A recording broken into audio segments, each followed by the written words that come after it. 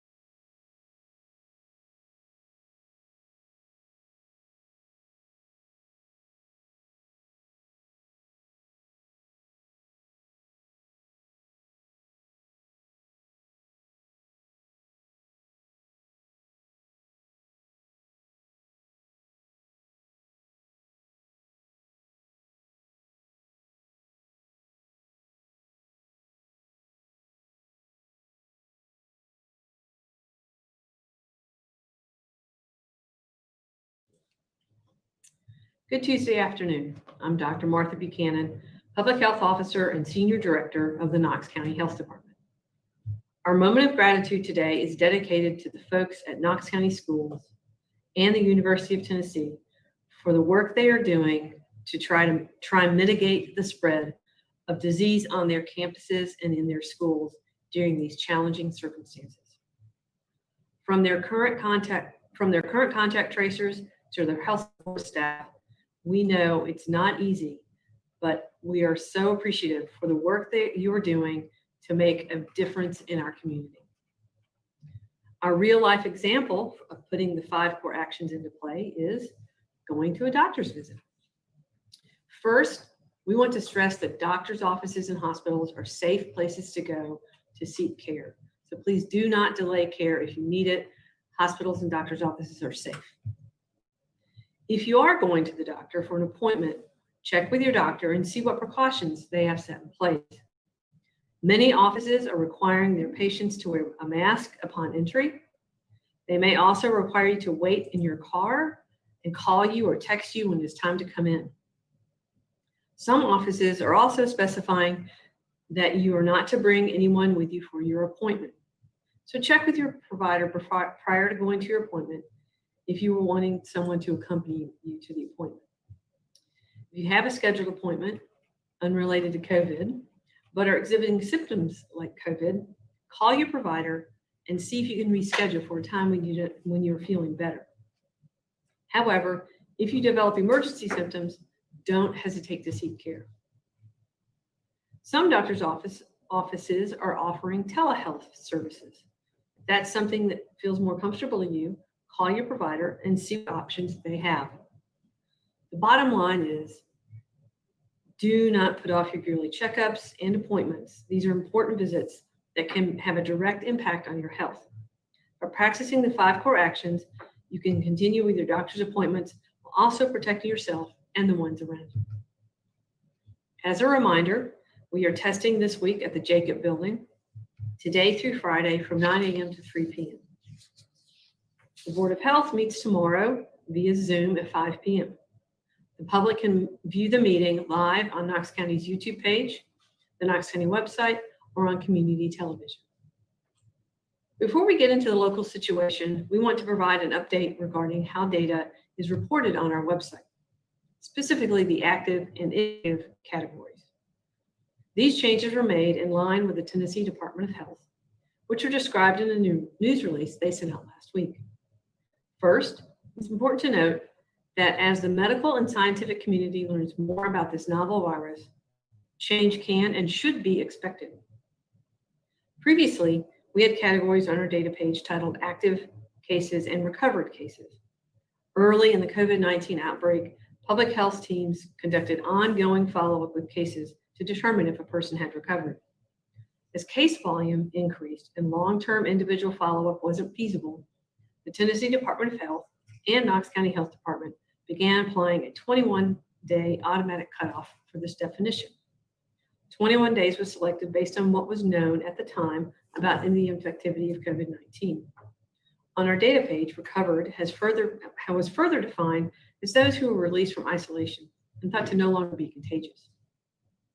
Now, recent data from the CDC, those patients are no longer infectious after 10 days. Although symptoms may linger for some time. Therefore, we are now reporting inactive instead of recovered cases. This is in line with the Tennessee Department of Health. Inactive cases include those who are 14 days or more beyond their illness onset or their specimen collection date, for those who don't have symptoms. This better reflects what is now understood about the infectious period of COVID-19. Because of this change, reducing the inactive definition from 21 days to 14 days affects the number who are considered active. Therefore, that led to a larger increase in inactive cases as our data reporting system adapted to this update. This was the jump you likely noticed over the weekend. This does not have any change on the total number of confirmed cases or how we receive notification of cases. It is also important to note this does not affect isolation and quarantine requirements for individuals. We will continue to review our metrics alongside state and national information and work diligently to communicate these updates to our community. We have posted an update to our data page that explains this as well. Now we'll move to the local situation. We have 81 new confirmed cases since yesterday, giving us 7,656 confirmed cases of COVID-19 in Knox County since March. Additionally, we have 274 probable cases. 6,014 of our cases are considered inactive, giving us 1,851 active cases. 293 individuals have been hospitalized at some point in their illness. Currently, there are 42 Knox County residents hospitalized with COVID. Unfortunately, we have one additional death related to COVID-19 to report, raising our total to 64. Over the weekend, we saw our highest one-day increase in new cases, with the majority of these cases falling in the 11 to 20 and 21 to 30-year-old age groups. We want to continue to stress the importance of following the 5 core actions in every situation. As school is now well underway, we want to remind students in our community that this means following these actions inside and outside the classroom. When you're hanging out with your friends, when you're going off campus for a gathering, eating lunch, doing homework together, the 5 core actions are still very important to follow. We do not want to see large increases of new cases like what we saw over the weekend. But the only way to move forward and see progress is as everyone works together practicing the 5 core actions consistently. Now I'll open it up for questions. All right, the first question we have is from Alan with Inside Knoxville. Says, can you please walk us through the changes in reporting which prompted the active case numbers to drop by about 800 this past weekend, and speak to how we might make comparisons regarding current levels going forward with levels for the first months given the changes? So yeah, it's going to, you really aren't going to be able to compare previous data to current data because of the change. So the change was implemented, as I explained previously, based on data and information that the CDC and other organizations learned about COVID-19, understanding better the period of infectivity of COVID-19, that people are really only contagious probably for about 10 days with COVID-19. So dropping that down. So the state decided to drop it down to 14 days, capturing some folks that might still be sick or feel badly for a few more days. So instead of counting somebody until they drop off at 21 days, we're now dropping them off of the active case count at 14 days. So what happened over the weekend is, as we transitioned to this new way of counting, those folks who were still in that category of 15 to 21 days in our active count got rolled over to the inactive count. So that really brought that count up quite a bit. And if you think about 2 weeks ago, or a little more, we had really high case counts then. So we were having 100 plus cases a day. So when we pulled those folks out, it really made a big difference in our numbers. So what you'll have to, unfortunately, you'll have to compare just going forward. You won't be able to compare it to the old data. So we'll start looking at this going forward. It doesn't change the total number of cases per day. It doesn't change the rate of cases. It doesn't change anything about reporting. It doesn't change anything about isolation or quarantine. All right, the next question also from Alan with Inside of Knoxville. Would it be possible for the number of UT cases which are included in the Knox County numbers to be reported? We know the number at UT and we know the Knox County numbers. We know they overlap, but we do not know to what extent. It makes it difficult to discern whether we are currently seeing a spike in the larger community or simply a specific spike at UT. Well, I think for one thing, what I'll say is that everybody needs to remember we have COVID-19 all over Knox County. It's not just on campus. It's not just here or there. It is everywhere in Knox County. So that's really important for people to understand. And at this time, UT is reporting out their data. We're reporting out the countywide data. What I can say is that the majority of cases at UT are counted in our case count. If somebody is a UT student who decides to go home to a different county or even a different state, They'll stay in UT's count, but they'll drop out of our count. But the majority of those cases are Knox County residents because they're living here, going to school here, so they're staying here. So we're counting them in our cases. Next question from Scott with Compass. The drop in active cases coincided with the change in categorization from recovered to inactive cases. Please explain the effect the change has on the number of cases in this category. Is there anything else you want to touch on? Yeah, I feel like we've already answered that question. Okay. Katie with WBIR, can you please share with us the work you're doing with UT right now on their student case counts and steps they're taking to stop the spread of COVID-19? Sure. So steps they're taking, I'll kind of let them talk about that. They have a plan. They know much better than I do. But what I can talk about is how we're working with them to do case investigations and contact tracing. So those are two separate things. Case investigations means somebody who's positive that we call and have a pretty in-depth conversation with, asking them lots of things about where they've been and who they've been with and how long they were with those people, trying to determine who are their close contacts, who are people that are at risk for developing COVID-19. And then the contact tracing piece is about calling those folks and interviewing them as well, confirming that they really were with that person. Sometimes we learn there were other people there that the case forgot about, so it's pretty intricate. So we do the initial case investigation and coordinate with them the contact tracing, and we're communicating back and forth regularly with them. They've hired some folks to do that on campus. For the contacts off campus, we're doing that contact tracing. Actually, the state of Tennessee is doing that contact tracing. So it's a very collaborative effort. And you know what we want to encourage everybody, because we do that with all cases. This is not unique to UT or to Knox County schools. It's how we treat all cases. So we need the information so that we can protect the community. So encourage everybody to cooperate with our case investigators and our contact tracers when they call, and do the best you can to give us all the information we need to protect you and your family and your friends. Katie's next question was, can you please share with us the work you're doing with Knox County schools right now on their student/staff case counts and steps they're taking to stop the spread of COVID-19? So again, steps they're taking internally, those are their plans, and you can talk to them about that. Certainly, we discussed those with them, but they've tweaked them and changed them, I'm sure, a little bit as the school year began and they realized they might have to change things. Very similar to UT, they have an internal team that's helping us with contact tracing within the school. We're doing contact tracing outside the school. So things that are outside school, like church or other things, we're doing those. We do the initial case investigation. We're talking to the team at Knox County Schools very regularly. And we're actually getting ready to dedicate some staff to work very directly with Knox County Schools. Contact tracing is complicated.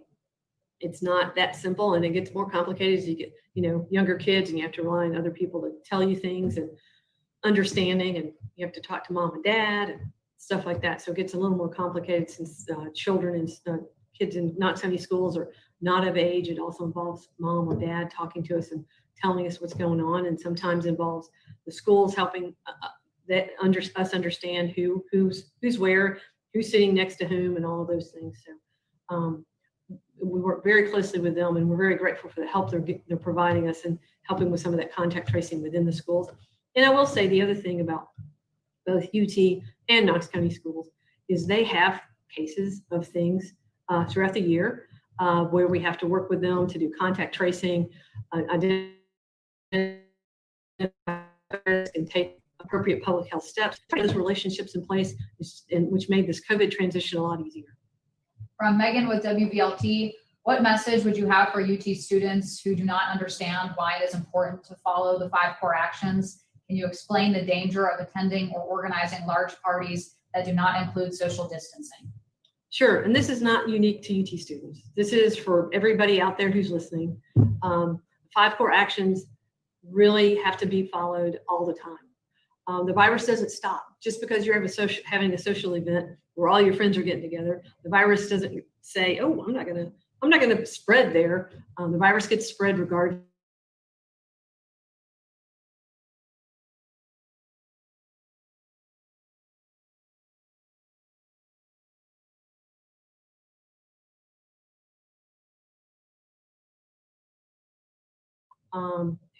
With COVID-19, and there's The science will be out later on who really is at risk as we learn more.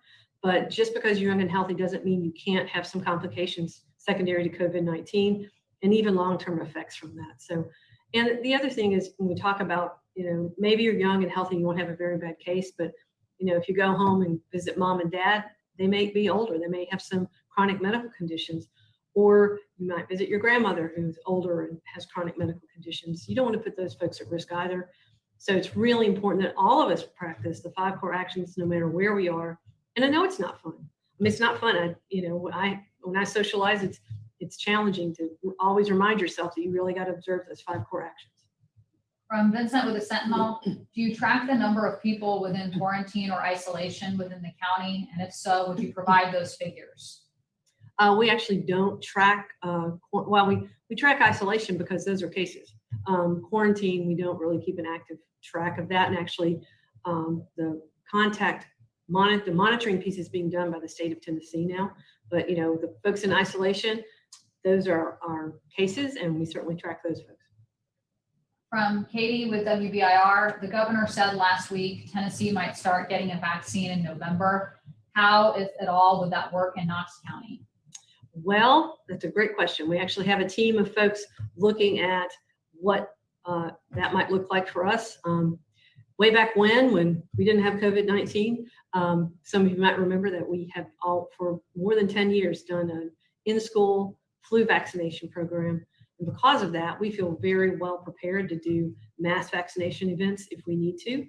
The CDC and the state will decide what the guidelines are for who gets vaccine and how it's distributed.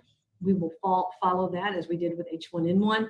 And we're talking with partners to get them enlisted to provide vaccine.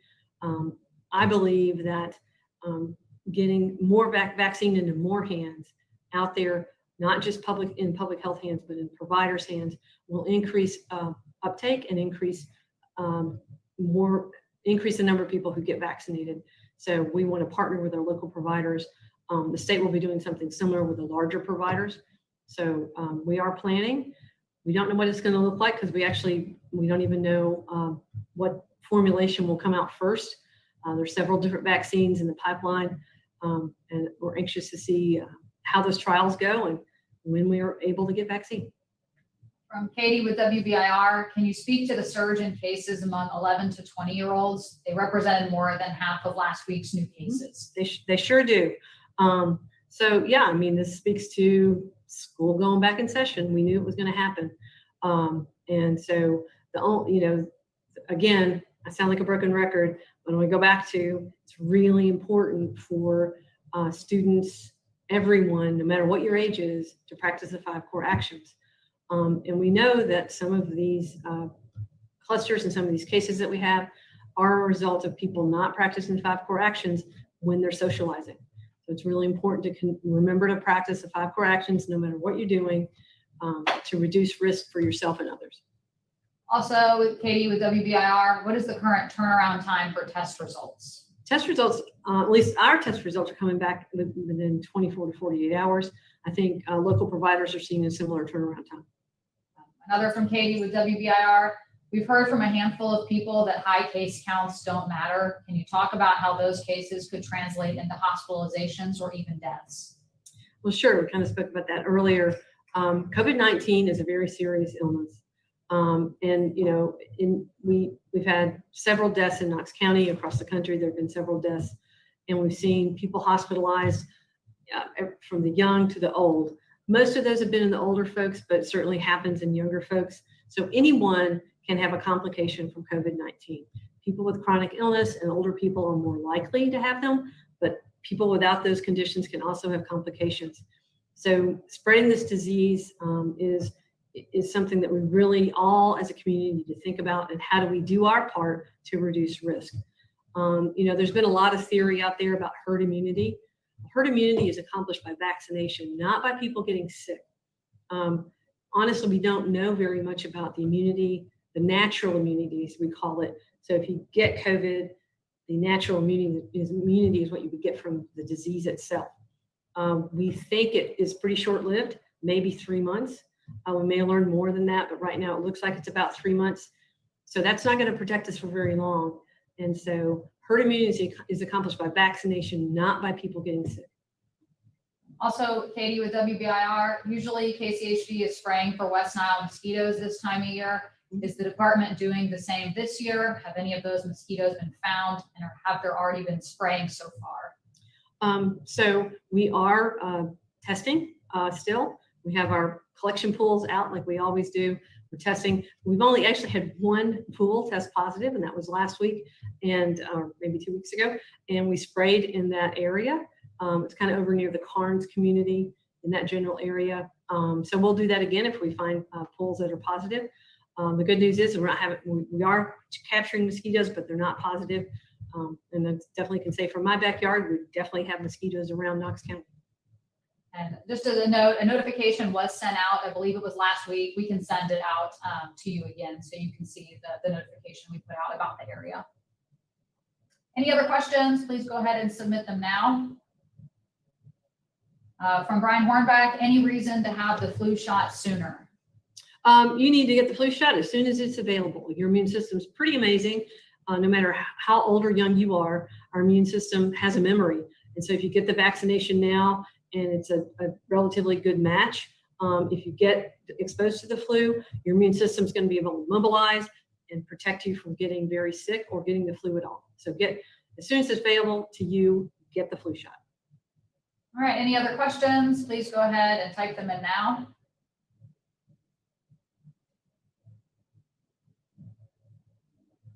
All right, not seeing any other questions appear, so thank you all for your time, and we will see you again on Thursday at 12:30. Have a good rest of your day.